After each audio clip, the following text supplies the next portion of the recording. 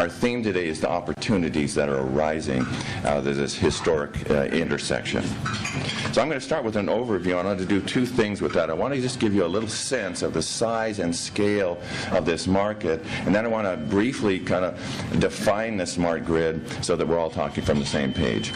Now, in terms of the size, I want you to think of three huge mounds of money, ginormous stacks, heaping stacks of money, and let's label one of them telecom and one of them gasoline and one of them electricity.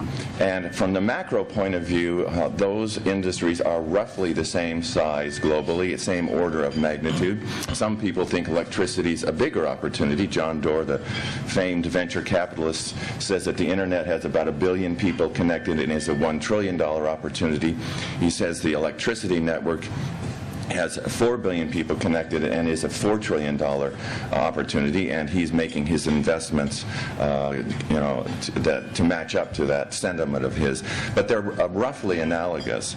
Now let's look at the amount of competition in those three areas. So think of the competition in the telecommunication. How many companies have made fortunes and how many companies are creating innovations? You just have to go across the street to the show and see the astonishing innovation and competition in the telecom sector.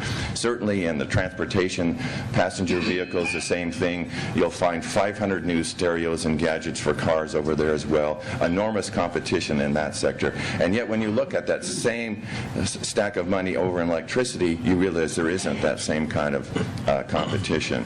Now let's look at it from the micro point of view.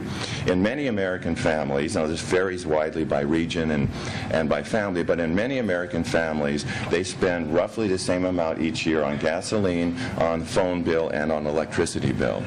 Think about the choice they've got in telecommunications, how many calling plans, how many cell phones, and so forth, how much choice they have, and how much control they have over how much they spend. And now think about it in terms of their gasoline consumption. They can buy a Prius, they can take public transportation, they can cut back, and so forth. But then think about their choices in electricity.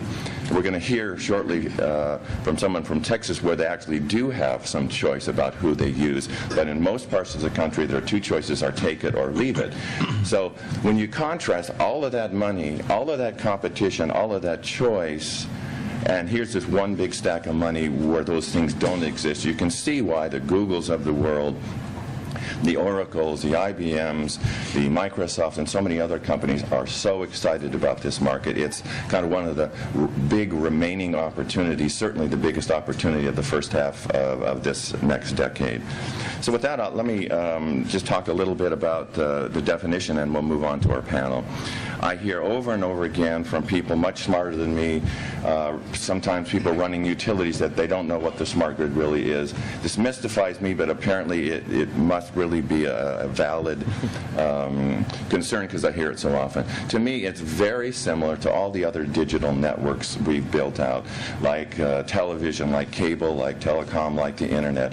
It's three pieces. There's a smart device, there's a communications pipeline, and there's software.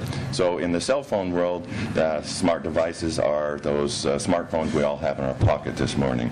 The communications medium is the cellular network. The software sits up in the network operating centers of the telcos, and increasingly it sits on internet servers that we can access with our smartphones.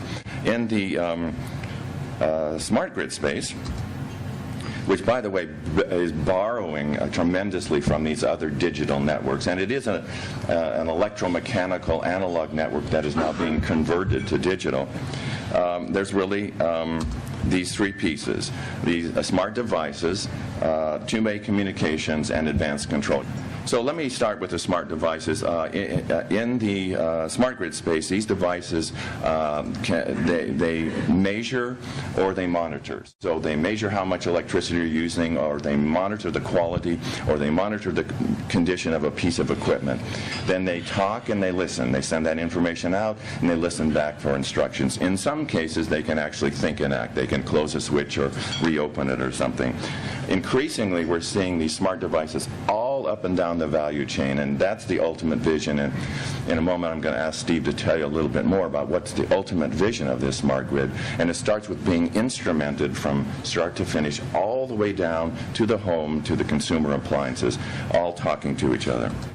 And so what about the two-way communications? In this space, it turns out that you can do it all sorts of ways, and many utilities do have a mix of them. In Europe, they often use power line communications. Over here, it's more frequently radio frequency, similar to Wi-Fi. Some are starting to experiment with WiMAX. Some use cellular paging networks. There's a whole mix of technologies. The point is to have a two-way communications. And then there's the advanced controls, where we're seeing all sorts of applications from many other industries and new applications built out. Some of it's about controlling the networks, the way Cisco and HP control computer networks. Others increasingly are about taking that information, creating business value of it for the utility so they can do a better job of operating.